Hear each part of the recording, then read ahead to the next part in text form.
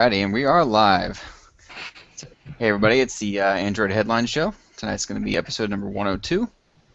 It's Thursday, April 2nd, so it doesn't seem like there's going to be any April Fool's jokes tonight. I think we got that all out of our system yesterday with all of Google's probably 100 different April Fool's jokes. So if you haven't seen those, go check them out on YouTube, on the site. They're pretty enjoyable, as they usually are. Google does a pretty bang-up job of April Fool's. So my name is Nick. I'm joined by Alex tonight. How's it going, man? Hey, what's up, everybody? So tonight we pretty much have all the Chrome news you can think of. Google went a little crazy with Chrome OS stuff. So we got Chrome OS, Chromebooks, Chrome Desktop, and even a Chrome Stick. So if Chromecast isn't enough for you, we got another one to throw in the mix that's a little bit different. Alex also has his very own HTC One M9, and he's going to go over that a little bit later in the show. And we're just going to go in depth with a few of the features on there, and he's just going to give his impressions right now. So we'll go ahead and kick this off with the Chromebook stuff. First thing on the list is Google and Hisense. They announced a $149 Chromebook. This thing is powered by, I won't go through all the specs, it's a little boring, but it's powered by a Rock chip, which I know I'm not real familiar with Rock chip. I had to look up some of their stuff, but it basically seems like it's probably comparable to like a Snapdragon 800, somewhere around that level of performance. Quad-core ARM Cortex A17, I'm sorry. So it's similar kind of performance exactly. So pretty decent for Chromebook. Chrome is not a really super heavy OS. The biggest deal is probably RAM. It's got 2 gigs of RAM, which is, I think, pretty standard at this point for Chromebooks. So you shouldn't have a whole lot of performance issues, not a whole lot of page reloading. And again, it's basically just Chrome running on a system anyway. So as long as you can handle those web pages and don't have 50 different tabs open, you'll probably be pretty good. Other than that, you got an 11-inch display on this thing. It's got a 720p webcam built in, and it's got 8.5 hours of battery life. So, use it for your normal going to school, using it for typing up reports, whatever, your normal Chromebook stuff. It seems like it'll last the whole time. It's super light at 2.5 pounds. So I think, most of the time Chromebooks are pretty light, pretty slim. That's just kind of the thing since they don't need a whole lot of horsepower anyway. It's probably the battery that weighs the most. Yeah. And of course, you also have a micro SD card reader on board too. So, the Chromebooks don't usually ship with a whole lot of internal memory. The micro SD slot helps in that regard quite a bit. Yeah, but also with Chrome, you don't really need a lot of onboard storage because, everything's being saved in Google Drive, and you get 100 gigabytes for 2 years. I think on the Pixel, you get a terabyte for 3 years. Yeah, So, yeah. You spend the extra money for the Pixel, you get lots of space. So. I still have my terabyte from the first Pixel. Yeah. So, as I was talking to you a little bit before the show started, Alex, I'm pretty surprised at the number of Chromebooks that are out there. I know my mother-in-law and my sister-in-law both have Samsung Chromebooks from, I don't know, 3-4 years ago, and I think I've just ARM kind of heard. Yeah, I think so. I don't remember exactly. The one that to be looks honest. just like a MacBook Air. Yes. Yeah. Yeah, I that was my first Chromebook, and I wasn't too pleased with it. I mean, it was first ARM Chromebook. Instead of an Intel chip, it was an ARM-based chip, but Exynos chip. It had a lot of performance issues. Number one, you couldn't even use Netflix on it, which kind of really sucked. But you couldn't really play any video either, for me at least. Yeah. I don't know if it's changed now. I haven't used it probably since. And I could be telling you the wrong model. Yeah. It was one of those things where I looked it up when they asked it. They bought it. They both friggin' love the things. So I've just never had the need to go look up anything about them because they never ever have problems. Yeah. For heavy users like us, it's not enough. But for like our parents or even our kids or whatever, it's it's plenty. But for us that are using 10 plus tabs every day, 2 gigs of RAM is not enough. Yeah, and I think what the craziest thing here is this thing is $149 for a laptop. Like, just sit and think about that for a second. The insanity of the price point on these things. And it's not even a crappy one with a bunch of bloatware. Yeah. It's running Chrome OS, which is going to get updates. I think it's every 6 weeks they do it. And it's going to get updates from Google. I forget how long they said they'll update Chromebooks. I think it's like 2 or 3 years, or maybe longer. I think it might be closer to 5. have to look that up later on. But I mean, for 149 bucks, it's pretty good. And it's not the only one out there at that price. Well, no, not the only one that got announced at that price. Correct, and I guess that would lead us into the other brand that announced a $149 Chromebook is Haier. It's Haier. I believe it's pronounced Haier, maybe Haier or something else, but it's exact same specs pretty much. This one runs a 10-hour battery life, they said. So I'm not sure if that means it's a bigger battery or if they just were a little more, you know, loose with their battery life estimates. But sometimes a lot of these companies have to go super conservative with them and tell you, Oh oh, it's yeah, only going to get 6 hours, and you actually get 12 or some ridiculous number out of it. yeah. A lot of time the ones that I get, I think they say like 7 to 8 hours, but I can get like 10 to 12. It all depends on Yeah, your usage. Obviously, if you're watching sure. videos, it's gonna die a lot quicker. But these Yep. Chromebook batteries, they're amazing. I Yeah, mean, well, and it they're makes all sense, because they're they'll pass they're them up. running the same, kind of ARM processors as you find in a phone. Yep. I think the biggest drain would probably be the display at that point, Oh yeah. as long as you don't have the brightness kicked all the way up. I think the brightness on these goes up to 200 nits, so it's a pretty decent brightness Yeah. amount for I anything really. I'm usually sure that's a keep heck of a it. lot better than my laptop. I usually keep it like halfway, right in the middle, so it's not Yeah, too low, but it's bright enough so I can see it. yeah, you don't need your eyes to bleed. It's no good Yeah. for you. I think the other only big difference between this one has a full-size SD card on it rather than the micro SD like the Hisense one has. Um, I think what's going to be interesting to see is whether or not Haier can sell as much as Hisense, because I know at least in the U.S. the Hisense name is, it's not super popular. It's not like a Sony or a Samsung or something, but I have seen, after Christmas or whatever, people put their TV boxes on the curb. I've seen a couple of Hisense TV boxes. I don't think I've ever seen a Haier one. The Hisense also has a couple of tablets that they put at Walmart. There was one that was basically the Nexus 7 2013, maybe it was a 2012 one, that they put at Walmart, and it was a little bit cheaper than the Nexus 7. And I know a lot of people that bought that thing. I don't know if they liked it or not, but a lot of people bought it. Yeah. So I would say a lot of these, being all the same specs, probably very similar build, obviously the same exact price, and all running Chrome OS that's going to get the same updates. Brand recognition is probably going to be one of the bigger things that'll push sales, unless, of course, Haier decides to get crazy and start advertising all over the place, and Yeah. they really push that price point, then who the heck knows what could happen. But Right now, it'll be interesting to see if they do better than Hisense. right now, Hire's the only one that's actually available. The Hisense one isn't actually like shipping yet. Yeah. So. And we also have the Chrome Bit, which is that Chrome stick I was talking about earlier. This is not a Chromecast replacement. This is just a new product they're putting on the market. So basically, if you have a TV with an HDMI port or a USB port or whatever, which should be pretty much every TV out there at this point, you can plug this little thing in there. It's basically a USB stick size thing, just like a Chromecast. The difference is that it runs Chrome OS.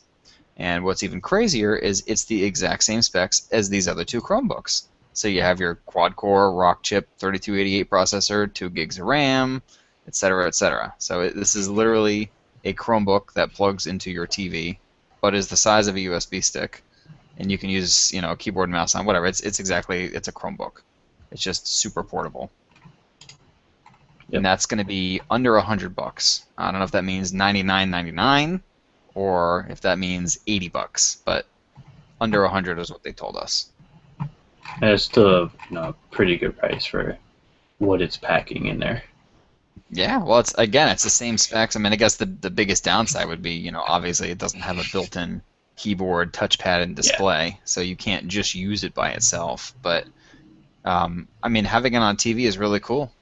If you don't want to do something as simple as a Chromecast, this would be a great alternative as like a media center PC, and obviously way easier than a media center PC would be to put together and set up, and it'd I probably mean, have a better interface too.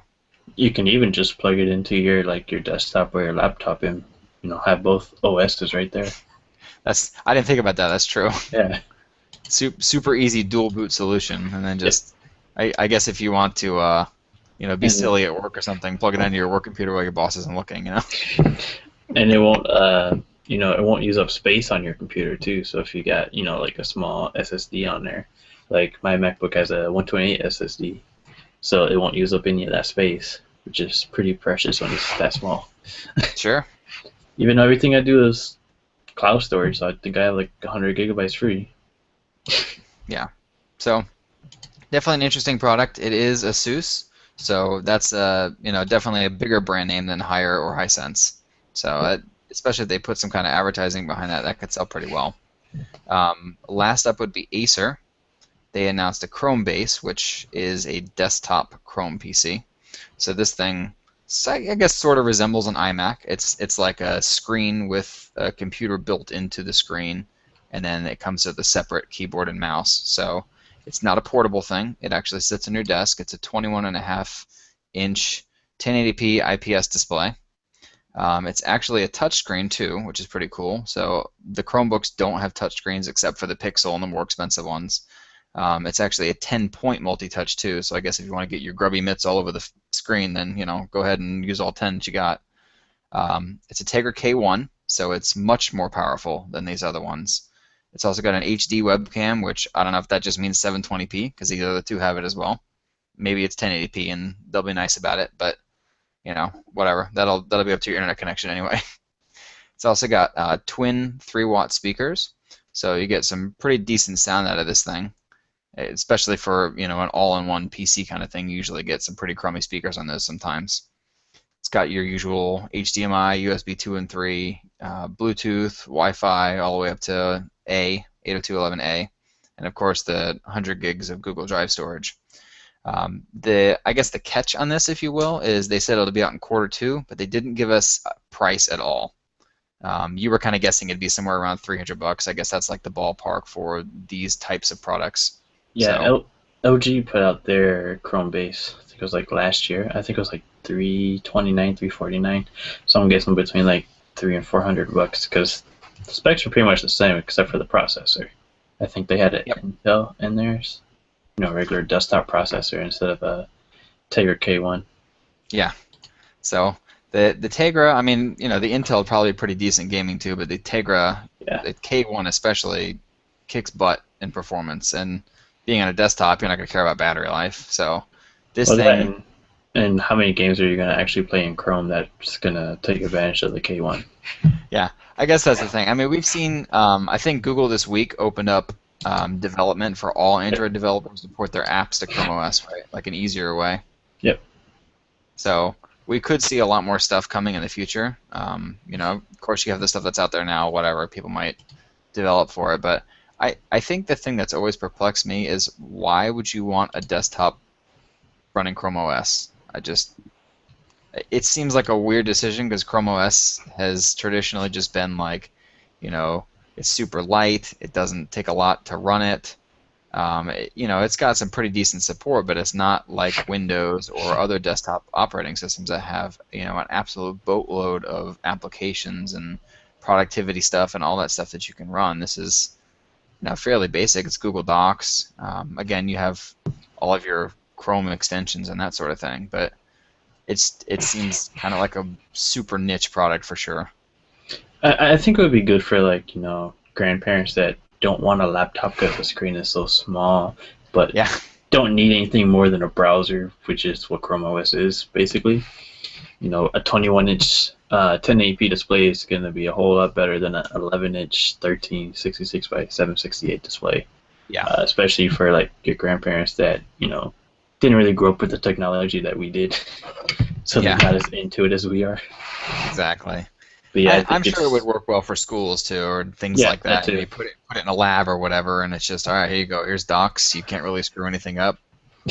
You're good. I can't really screw anything up on Chrome, anyways. Yeah, that's what I mean. It's pretty safe.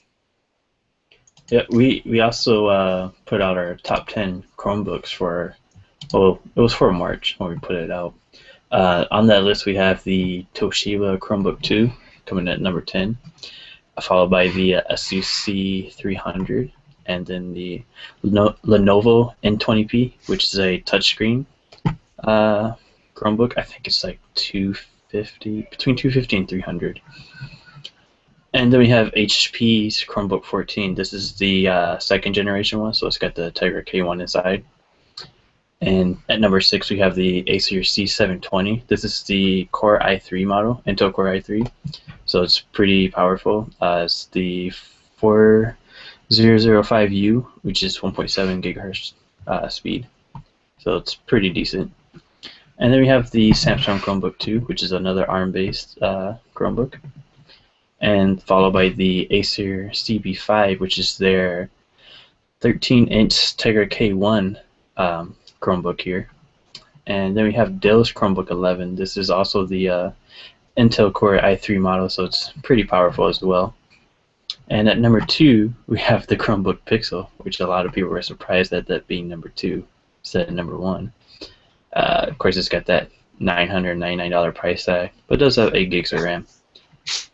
And number 1 is actually the one I've got sitting behind me right now that I'm in process of reviewing. Is the Acer Chromebook 15.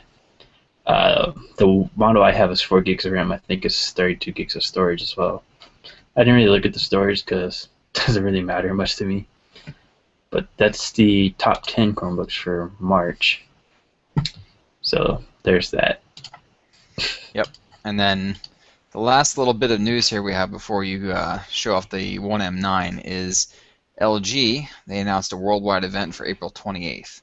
So this is particularly interesting because there were rumors for a long time that the G4 might get announced at Mobile World Congress. I think most of us thought that that wouldn't happen because they don't want to get overshadowed by HTC and Samsung. It's just too many big phones to keep track of at once. So this is going to be their event. It's the end of the month. It will definitely be the G4. What's really interesting about the G4 is it looks like it might be packing the Snapdragon 808. More than likely, if you've been keeping up on any Android news in the last 3 or 4 months, you've probably heard about the Snapdragon 810 overheating issues. Qualcomm has repeatedly denied this stuff. Various OEMs like LG and HTC have said, "Oh yeah, we used to have problems, but we fixed those." And there's obviously been issues in the process with overheating, with performance, with a number of other things. So the rumor is that LG basically decided, all right, we're done trying to fix this thing. We're going to just go with the 808, which is a 6-core instead of an 8-core chip. Basically, it's a dual core, like a powerful dual core and a low power quad core, whereas the 810 is 2 quad cores. So it's not going to be as powerful, but that inherently means that it's going to run much cooler and probably get better battery life too. Doesn't necessarily mean it, but we'll see when that actually happens. We don't have any phones with the 808 in it yet. Benchmark-wise, it's not going to perform like the Exynos is in the Galaxy S6. It's not going to perform like the 810 does in the HTC One M9. So that kind of leaves us thinking: is the G4 going to be LG's flagship this year or not? We've actually heard from LG that there will be they said another flagship. So Yes. I don't know if this is like their, mid-range flagship device, but they said there's going to be a new line coming later this year, so I'm guessing EVA, probably. Yep.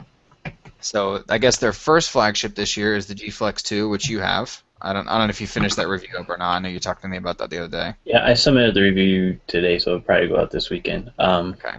So there you go. I've had a lot of performance issues with this compared to the M9. Yeah. The M9 is like perfect as far as performance goes. This thing, man. Yes, I'm wondering in that case, is that the 810 to blame? Is that just something that HTC was able to work out, or is it LG software? I think it's both. I mean, it's obviously it's the 810, but I think it's more than just the 810.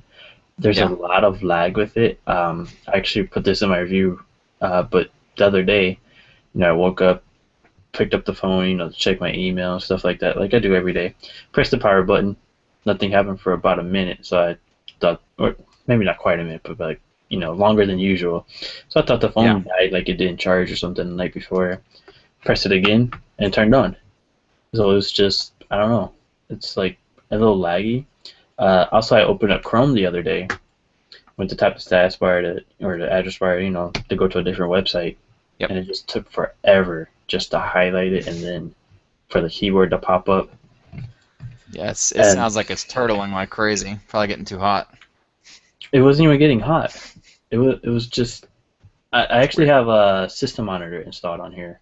It's a really good app. It shows like everything. And the Yeah. temperature, I don't know if you probably can't really see that, but it says the max temp is 99 Fahrenheit. The M8 or M9 got a whole lot hotter than that. I And was gonna say 99 is not bad at all. no, that's about what the Z3 does when it's charging. So, Hmm. and the minimum was 68. So the temperature isn't bad, but if you look at where is it, the frequencies, the highest it's gotten is 1.6 gigahertz, and it hardly ever hits that. So they Yeah, and really that's throttled it. I mean, you could feel the heat sometimes. Like if you're using it when it's charging on the turbocharger, you could feel it. It does have quick charge because it is a Qualcomm 800 series or yep. Snapdragon 800 series. But yeah, it's not pretty. And battery life does suffer, but I'm not completely sure it's all the A10's fault because it is on Sprint, and there's a lot of areas around here that doesn't have signal from Sprint.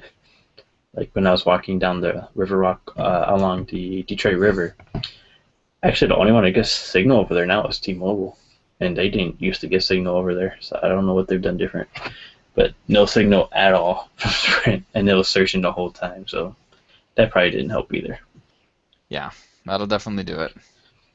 So that'll be good to read. It sounds slightly disappointing. I know I was hoping the G Flex 2 would be pretty gangbusters phone, but well, what are you gonna do? That line seems to be doomed right now. Yeah, if it want further performance, it would be a really good phone because the red is hot.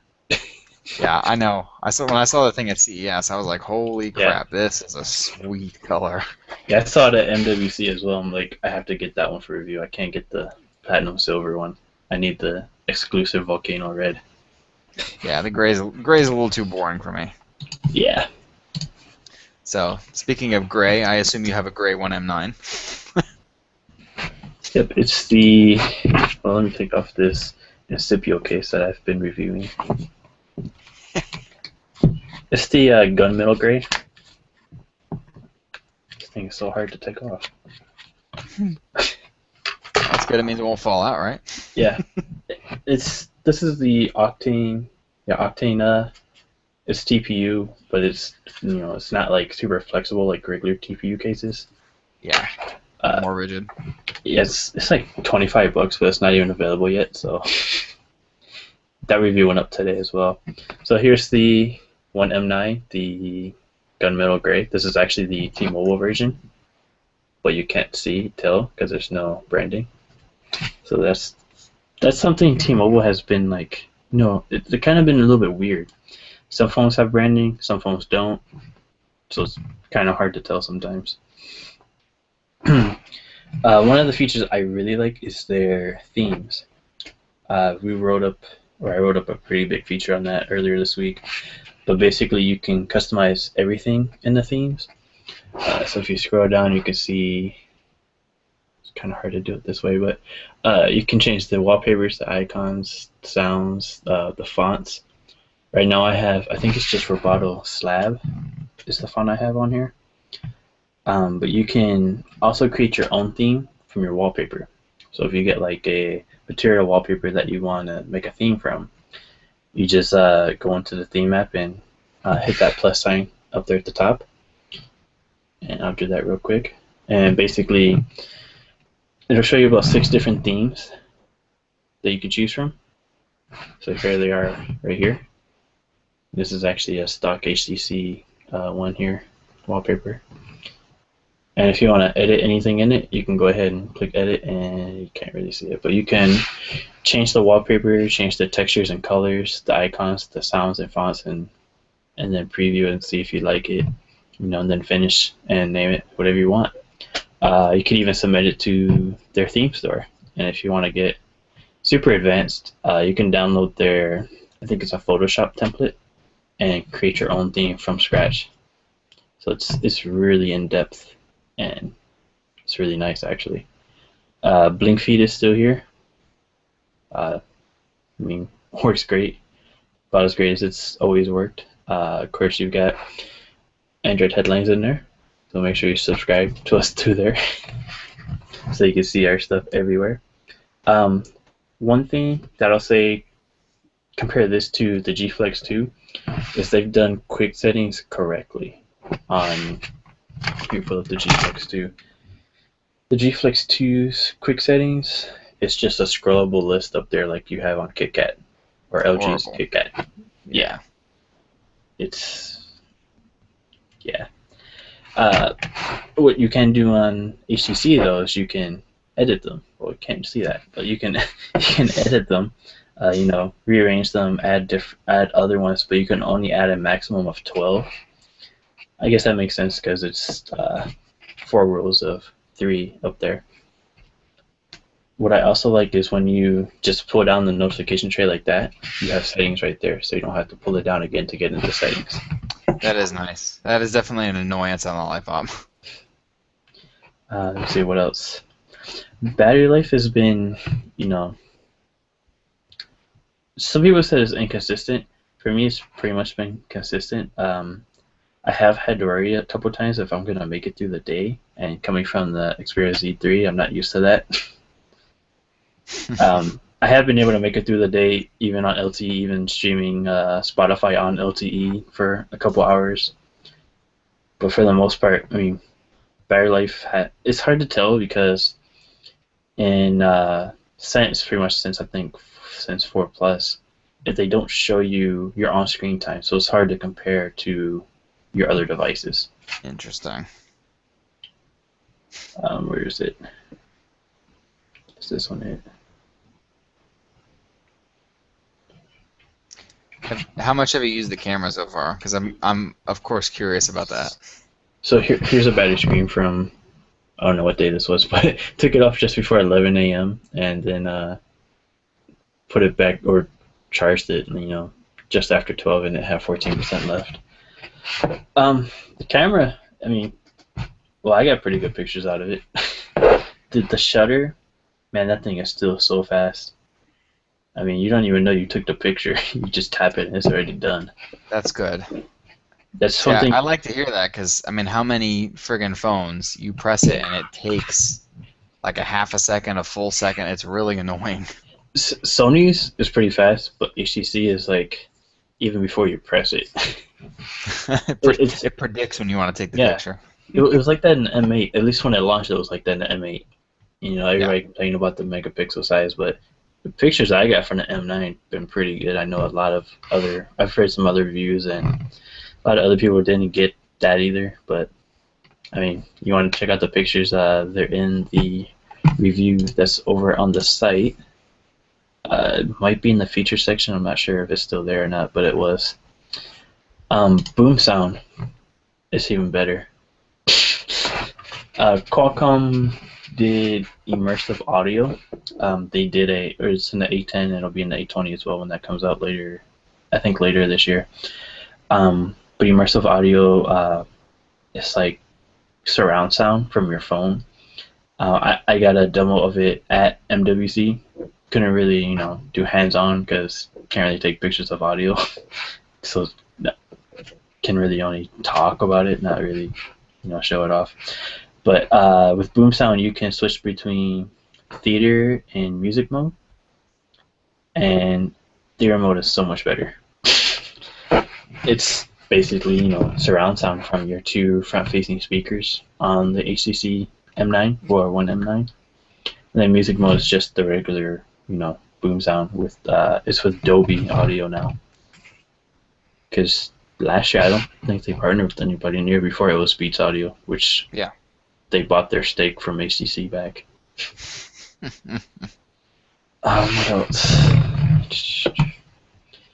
I mean, the compared to last year, compared to the M8 and even the M8 Mini, well, the one remix because I had the Verizon model.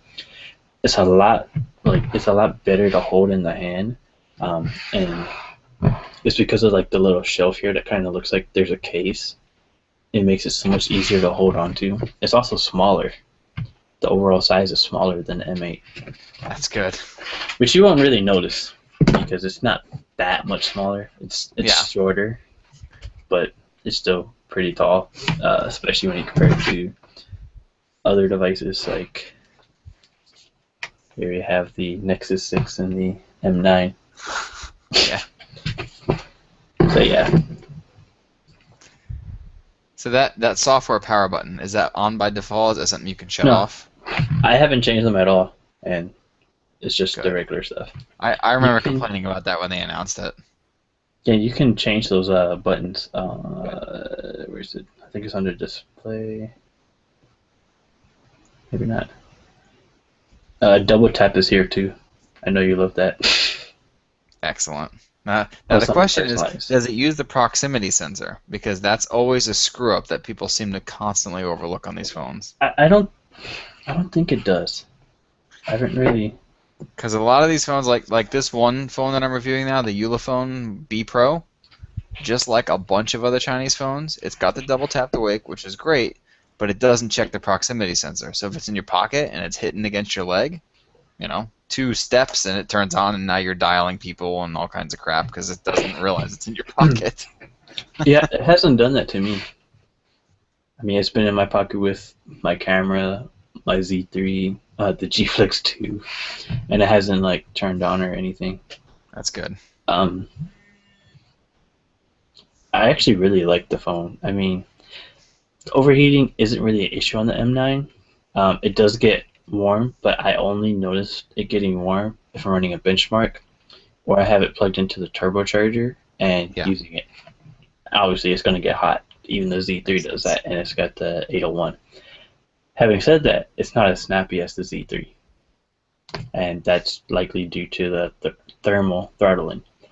But, you know, the average consumers that are going to buy this aren't going to notice that. I didn't Yeah. even notice it, It's Kev, fast enough, I'm sure. until I turned on my Z3 today for the first time since I've had the M9, which has been like 2 weeks. I didn't really notice a difference. Hmm. But using them side by side, I did notice Yeah. it.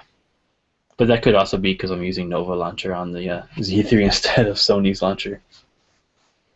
But yeah, that's the M9 review went up on Monday, I believe. Uh, Nice. it's a really great phone. We're cranking out lots of content on this, before we get our hands on the S6, because then we'll become Samsung headlines, as Yeah. everybody calls us. Pretty much. That's how it goes. Yep. So good to hear HTC seems to have cranked out another good phone. I know there's been plenty of criticism on it, but I think for the most part they do a pretty bang up job every year. So I don't know. We'll see if next year they fix even more criticisms that people have had with this one. So Yeah, I guess if you don't have anything else, there's always going to be something that people are going to criticize well, about a of phone. course, there's nothing you can do about that. I think they do that on purpose, though, so they can make a new one next year. Because once you have a perfect phone, what's the point of making another one? Yeah, exactly. Yep, that's all I got. All right, cool. So everybody out there, remember to subscribe to us on all the things. If you don't already subscribe to us on your favorite podcast app, you'll probably find us on there. Of course, you got Twitter and Instagram. We're on there as Android Headline without the S. Google Plus, Facebook, Pinterest should all be Android Headlines with the S. And of course, YouTube with plenty of other content as well. So have a good night, everyone. See you next week. See you, buddy.